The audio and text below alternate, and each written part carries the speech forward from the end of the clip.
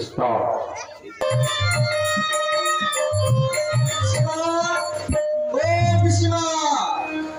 পিসিমা নিশ্চয় ঠাকুর ঘরে আছে, আর পিসিমা ঠাকুর ঘরে থাকা মানে সংসারের সমস্ত কাজ ভুলে যাওয়া। পিসিমা এলে আমি তাকে দারুণ চমকে দেব। পিসিমা, ও পিসিমা, বলছি বলছি, তার আগে একটু পায়ে তুলে দাও।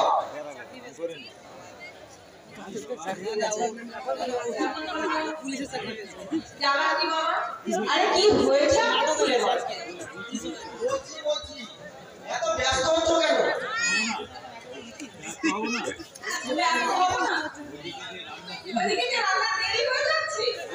ও, এতক্ষণ ঠাকুর করেছিলে তাতে দেরি হয়নি, আর আমি যে দেখেছি তাতেই তো আমার দেরি। আচ্ছা পিসিমা, ঠাকুরের কাছে তুমি নিশ্চয় আমার মঙ্গল কামনা করছিলে। সেই ছোটবেলা থেকে আমি তোকে কোলে পিঠে করে মানুষ করেছি, এখন কি বলছিস বল দেখি? আগে তুমি ওই দিকে মুখ করে দাও। আচ্ছা বেশ, দেখতে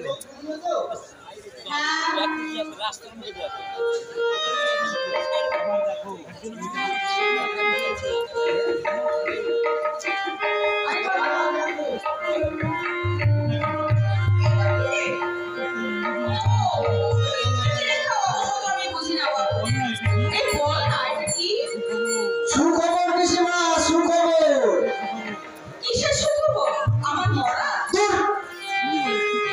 তুমি আমার মনে কেন? এটা আমার পাশের খবর। বুঝেছো?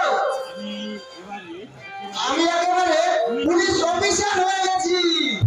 ওমা, তাই নাকি? আমার কিন্তু ভয় করে বাবা। ভয়? তোমার আবার কিসের ভয় পিসিমা? পুলিশের চাকরি, চোর গুন্ডা বদমাইশদের নিয়ে কাজ, যদি তোর কিছু হয়? না না পিসিমা, আমার কিছুই হবে না। তুমি দেখে নিও আমি চোর গুন্ডা বদমাইশদের কেমন শাসন করে দেবো। হ্যাঁ পিসিমা, পুলিশ হচ্ছে সমাজের রক্ষক। পুলিশ যদি ওদের শাসন করতে না পারে, ওরা সমাজকে বিষাক্ত করে দেবে। সমাজের মানুষ শান্তিতে বাঁচতে পারবে না। তাই তাই পুলিশের কর্তব্য ওদের কঠোর হাতে দমন করা। অত কথা আমি বুঝি না বাবু, আমার কিন্তু ভয় হয়। তুই কিন্তু খুব সাবধানে থাকবি। আমি বুঝেছি, তুমি আমাকে এতটা ভালোবাসো বলে তোমার এত ভয়। যা, বাবা এখনো ফিরল না কেন? হয়তো কারোর সঙ্গে গল্প করছে।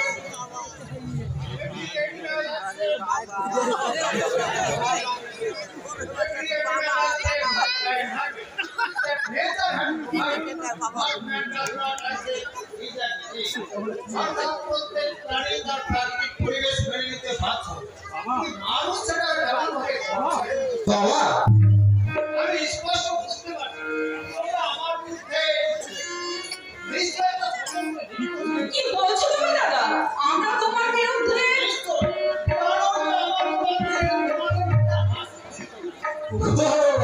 তাই বলো?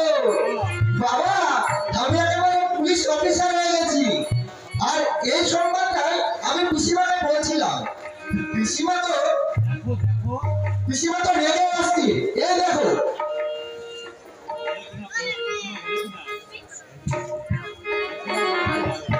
পিসিমা বলে কিনা পুলিশের চাকরি চোর গুন্ডা বদমাইশদের বিরুদ্ধে। হ্যাঁ, আমি বলছিলাম এ কি পিসিমা, তোমার চোখে জল? কই না তো। না না, আমার কিছু হয়নি। আমার কাছে কিছু লুকিও না পিসিমা। বলো না পিসিমা, বলো না পিসিমা, তোমার কি হয়েছে? আরে বাবা, বলছি তো আমার কিচ্ছু হয়নি। নিশ্চয়ই কিছু হয়েছে। হঠাৎ যেন তোমার মুখে শ্রাবণের মেঘ নেমে এলো, চোখে শ্রাবণের বিন্দু বিন্দু জলধারা, নিঃশ্বাসে ঝড় না বললেও রুদ্ধ বাতাসের ঘুমট হাওয়া। বলো না, তো বলো না পিসিমা, তোমার কি হয়েছে?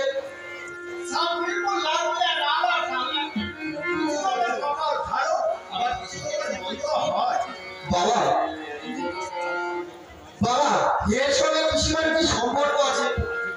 আছে বাবা, আছে। নদীর এক কূল ভাগে আর এক কূল পড়ে। আজ তোমার চাকরি পাওয়ার আনন্দে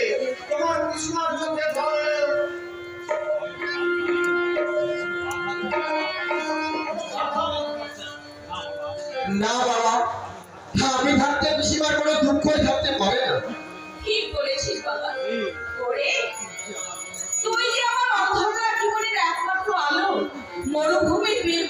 মরুভূমির বুকে তুমি এক ঝলক বৃষ্টি বিন্দু।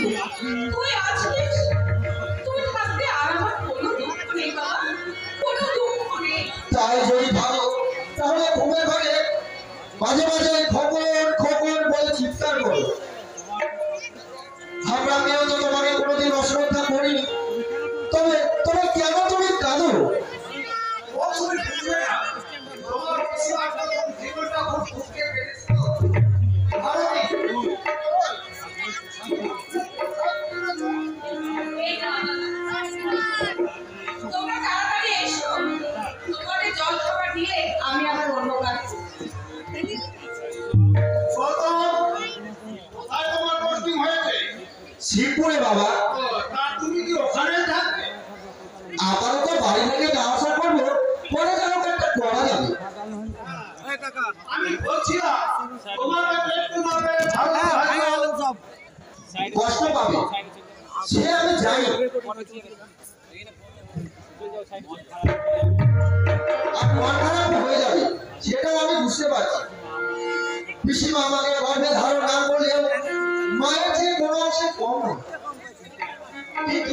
কিন্তু একটা কথা আমার মনকে সবসময় দোলা দেয়, মানুষ হওয়ার পর থেকে দেখে আসি পিসিমার কোথাও যেন একটা দুঃখ লুকিয়ে আছে।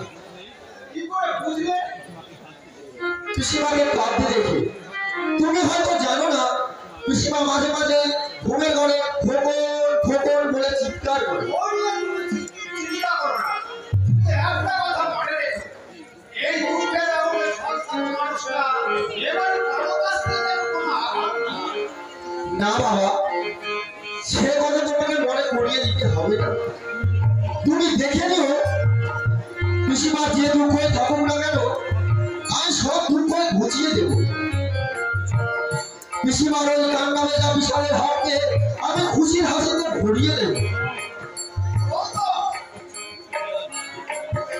পিসিমার হাসি কান্না সুখ দুঃখ কোনোখানে আমি জানি না, তবে তবে এটা জানি গৌতম সিদ্ধার্থকে যে স্নেহের আচল চাপা দিয়ে মানুষ করেছে, আমার পিসিমাও সে একইভাবে আমাকে মানুষ করেছে। তাই তাই আমি প্রতিজ্ঞা করছি, পিসিমার যে দুঃখ থাকুক না কেন আমি সব কিছু সর্বসুখে ভরিয়ে দেব। তাই করিস বাবা, তাই করি। আমি বৃদ্ধ হয়েছি, কারণ এরা ফিরে এসে ফিরছে। কখন ডাক আসবে তার ঠিক নেই, তাই আমি তো মানিনি, ভুলটা ভুলি। তুমি দেখে নিও, শহর ঝঞ্ঝা বজ্রপাত সহ্য করে ওই পিসিমার মনের দিকে দীপাবলি আলো আমি জ্বালাবো জ্বালাবো।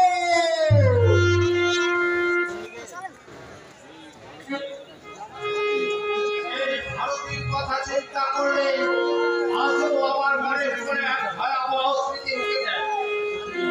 চোখ জলে ফুটে আসে। সেদিন আমি সকাল সকাল ঘরে থেকে উঠেছিলাম। হঠাৎ দেখি একদিকে আলো রাস্তাঘাটে করে রেললাইনে উঠে ছুটে আসছে। অপরদিকে এক রেলগাড়িও বিদ্যুৎ বেগে ছুটে আসছে। মেয়েটি হাজার হাজারে দেখতে পেয়ে থমকে দাঁড়িয়ে পড়ল। তাকে জিজ্ঞেস করলাম, তুমি কে? কোনো কথা না বলে ট্রেনটির কাছে আসতে আত্মহত্যা করবো বলে রেললাইনের উপর দাঁড়িয়ে পড়ল। আর ঠিক সেই মুহূর্তে আমি তার হাত ধরে কাছে টেনে দিলাম। মেয়েটি কান্নায় ফেটে পড়ল, বলল, আমায় ছেড়ে দিন, আমায় বাঁচতে দিন, আমার এই জীবনের প্রয়োজন নেই। তারপর তাকে আমি অনেক ঝালাম, তার সারা দেহে অত্যাচারের দাগ দেখলাম। তারপর তাকে কাছে টেনে নিয়ে বললাম, আল্লাহ অনেক কথা তার ঘরে সুন্দর পৃথিবীর বুকে জন্ম নেয়, আর তুমি সেই পৃথিবীর সৌন্দর্যের মায়া ত্যাগ করতে চাও। সেদিন থেকে সে আমার কাছে বলের মর্যাদা পেয়ে থেকে গেল, আর সেও আমাকে খাতার আসনে বসিয়ে সেবা যত্ন করতে লাগলো। তাই তো আরো আমি সার্বজনীন ভগবানকে ডেকে বলি, ওগো ভগবান, যে ভারতী ফুলের মালা সাজিয়ে